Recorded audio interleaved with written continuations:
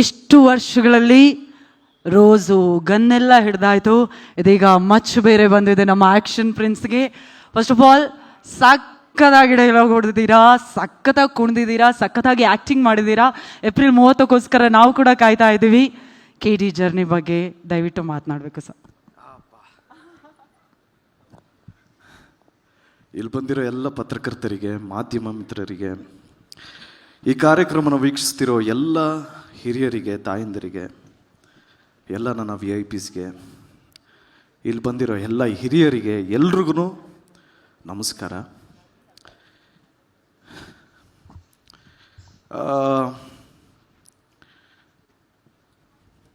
ಇಷ್ಟು ವರ್ಷ ಸಿನಿ ರಸಿಕರೇ ಆಗಲಿ ಅಥವಾ ಕನ್ನಡ ಕಲಾಭಿಮಾನಿಗಳೇ ಆಗಲಿ, ಕನ್ನಡದಿಂದ ಯಾವುದಾದ್ರು ಒಳ್ಳೆ ಚಿತ್ರ ಬಿಡುಗಡೆ ಆದರೆ ಕೈ ಹಿಡಿದು ಆಶೀರ್ವಾದ ಮಾಡಿರೋದಕ್ಕೇ ಇವತ್ತು ಕನ್ನಡ ಚಿತ್ರರಂಗಕ್ಕೆ 93 ವರ್ಷ ಆಗಿರೋದು.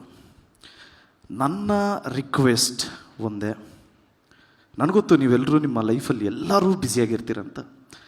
ನಾನು ಕೇಳ್ಕೊಳ್ಳೋದೇನು ಅಂದರೆ, ದಯವಿಟ್ಟು ನಿಮ್ಮ ಬ್ಯುಸಿ ಶೆಡ್ಯೂಲಲ್ಲಿ ನನಗೆ ಅಂದರೆ ನಮ್ಮ ತಂಡಕ್ಕೆ ನಿಮ್ಮ 2 ತಾಸು 20 ನಿಮಿಷ ಅಂದರೆ 2 ಗಂಟೆ 20 ನಿಮಿಷ ಸಮಯ ಕೊಡಿ.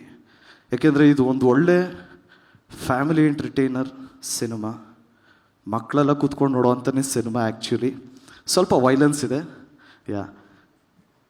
ಈ ಚಿತ್ರನ ನೀವೆಲ್ಲರೂ ನೋಡಿ ಆಶೀರ್ವಾದ ಮಾಡಿ ಅಂತ ರಿಕ್ವೆಸ್ಟ್ ಮಾಡ್ತಾ ನನ್ನ ಮಾತು ಪ್ರಾರಂಭ ಮಾಡ್ತೀನಿ. ಯಾಕೆಂದರೆ ಸಾಕಷ್ಟು ಅಡೆತಡೆಗಳು, ವಿಘ್ನಗಳು ಎಲ್ಲ ದಾಟ್ಕೊಂಡು ಈಗ ಫೈನಲಿ ಏಪ್ರಿಲ್ 30ಕ್ಕೆ ನಿಮ್ಗಳನ್ನ ನಂಬ್ಕೊಂಡೆ ನಿಮ್ಮ ಮುಂದೆ ಬರ್ತಾಯಿದ್ದೀವಿ. ದಯವಿಟ್ಟು ಈ ಚಿತ್ರನ ನೋಡಿ ಆಶೀರ್ವಾದ ಮಾಡಿ. ನಾನು ಪ್ರತಿ ಪ್ರೆಸ್ ಮೀಟಲ್ಲೂ ಹೇಳ್ತಾ ಇರ್ತೀನಿ, ಈ ಚಿತ್ರದ ಹೀರೋ ನಾನಲ್ಲ ಸ್ವಾಮಿ, ನಮ್ಮ ಡೈರೆಕ್ಟ್ರು ಅಂತ. ಯಾಕೆಂದರೆ ಅವ್ರು ಎಷ್ಟು ಕಷ್ಟಪಟ್ಟಿದ್ದಾರೆ ಅಂತ ವಿಟ್ನೆಸ್ ಮಾಡಿರೋರ್ಗೆ ಮಾತ್ರ ಗೊತ್ತು, ನಮ್ಮ ಇಡೀ ತಂಡಕ್ಕೆ ಗೊತ್ತು. ಅವ್ರು ಎಷ್ಟು ಕಷ್ಟಪಟ್ಟಿದ್ದಾರೆ ಅಂತ ಈ ಪ್ರೆಸ್ ಮೀಟಲ್ಲಿ ನಾನು ಹೇಳೋದಕ್ಕೆ ಹೋಗಲ್ಲ. ಯಾಕೆ ಅಂದರೆ ಇನ್ನು 7 ದಿವಸ ಆದಮೇಲೆ ನಿಮ್ಮೆಲ್ರಿಗೂ ಗೊತ್ತಾಗತ್ತೆ ನಮ್ಮ ಡೈರೆಕ್ಟ್ರು KD ಚಿತ್ರಕ್ಕೆ ಎಷ್ಟು ಕಷ್ಟಪಟ್ಟಿದ್ದಾರೆ ಅಂತ. ಆ್ಯಂಡ್ ಅವ್ರನ್ನ ನಂಬಿ, ಅವ್ರ ವಿಷನ್ನ ನಂಬಿ ಪ್ರೊಡ್ಯೂಸ್ ಮಾಡಿದ್ದು ನಮ್ಮ ವೆಂಕಟ್ ಸರ್ ಬಗ್ಗೆ ಸ್ಟ್ರೈಟಾಗಿ ಒಂದು ಮ್ಯಾಟ್ರು ಡೈರೆಕ್ಟಾಗಿ ಹೇಳ್ಬಿಡ್ತೀನಿ. ವೆಂಕಟ್ ಸರ್